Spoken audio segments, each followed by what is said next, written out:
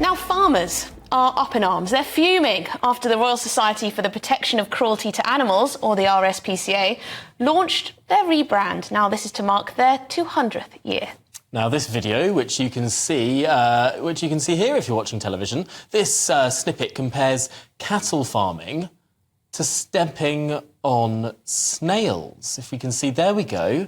And there's someone's just picked up a snail. Is this where is? I know he's looking after the snail. This guy looking after the snail and putting it in a plant pot. How sweet! So they're teaching everyone to be nice to the little snails, but they did have also someone stamping on the snails. So this is a sort of compare and contrast. So if you're a nice, caring person, you will obviously pick up the snail, put it in its little pot, and if you're a nasty, evil person, you'll stamp on it, which I quite agree with. But I think the issue is that farmers don't like it when their legitimate business and legitimate practice and something they've been doing for generations, normally, is compared with something that perhaps others would think is a bit trivial, like injuring a snail.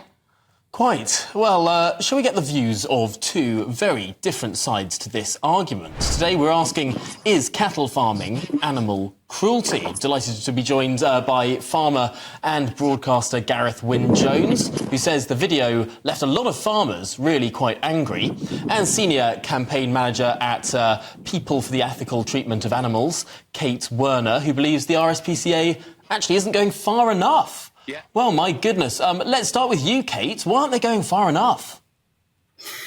Well, I mean, the message in this video is a positive one. All animals do deserve respect. They're living, feeling beings. They're not inanimate objects to be commodified. And, true respect is not about abusing any animal for a burger or a pair of shoes. And if you agree with the sentiment in the video, the next logical step is to live in a way that causes the least harm possible to animals and go vegan. And of course, there's this misguided belief that some species are more important than others, which is speciesist thinking. But it doesn't really matter if they are big or small, if they're feathered or finned, if they have 4 legs or 2 legs or no legs at all. All animals feel pain, and they're all deserving of our respect and consideration. Gareth, why are a lot of farmers angry with this video? Oh, it's a pathetic advertising propaganda stunt again. And peta make me laugh. 45,000 animals they killed last year. Yeah, domestic animals. At least my cows go into the food chain. They're kept happy, they're stable, and they go to feed people.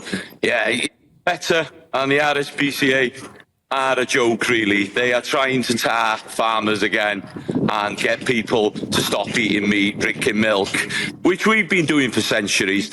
And let me tell you, as a farmer, peta will never feed anybody. We are the people that feed you every day.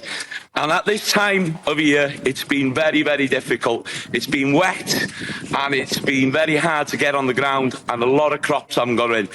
So we're going to need these animals feeding us in the future, because these are an intricate part of the whole ecosystem and the food system. So get into your steaks, get into your chickens, get into your eggs, get into your bacon. Don't listen to peta. Well, my goodness, Kate, you've got to come back on that. Yeah, I mean, the same tired old arguments. PETA is working with farmers to move towards plant-based farming, so we are far from being against farmers. But the fact is that these days, animals on the vast majority of farms are kept and reared intensively. So, chickens are kept by the thousands and thousands in windowless sheds on intensive farms. They are featherless, they're miserable. Cows, no matter what type of farm they're on, their babies are separated from them. They cry out for days for each other because humans drink their milk. How many farms are PETA working with then? How many farms are working with you? Well, we're working with farmers, and we're seeing more and more farmers move away from animal farming and towards plant-based farming. Gareth, do you know any farmers who are working with PETA? Not any in Cloud Cuckoo Land that I know of. Not really. No. It's a joke, man. These people say one thing and they murdering 45,000 animals, domestic animals last year. It's an absolute joke. No. Gareth, what are you about the referring cash. to there? It's all about the money. Gareth, what are you referring to there? The 45,000 domestic animals. What's that? Just go online and see how many animals pets are killed in America. 45,000 Is that true, Kate? in 2023. Is that true, Kate? So Gareth is peddling misinformation here. PETA in the US runs a shelter of last resort. And what we do is we take in animals who are reaching the end of their lives. For any reason, they may be unadoptable. And in many cases, euthanasia is the kindest option for those animals. And actually, 45,000 of them in the area will turn these animals away because they won't euthanize them. So PETA is offering, as I say, a last resort for many families whose animals are suffering. And I think many families would think that that's a very, very noble service to offer. Is that all that different from what Gareth and many other farmers do?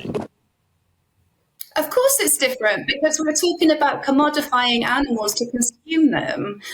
We want people to live in a way that causes as little harm as possible. And that means not eating animals, not wearing them, not using them for entertainment, not torturing them in laboratories. There is no need to exploit animals in any of these ways. We're in 2024, Can I just come into that? Because these people have never fed anybody. I can tell you as a farmer, I know there'll be more lives lost for me to put my salad, my vegetables and my fruit on my table. I know that. I'm a farmer.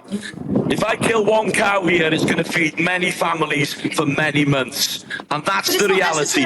Every single thing that you're putting on your plate, your vegan myth is a joke. Everything you're putting on your plate has a death toll. And the death toll is even bigger for your salads, your cereals and your fruit. That's a fact. Live with it.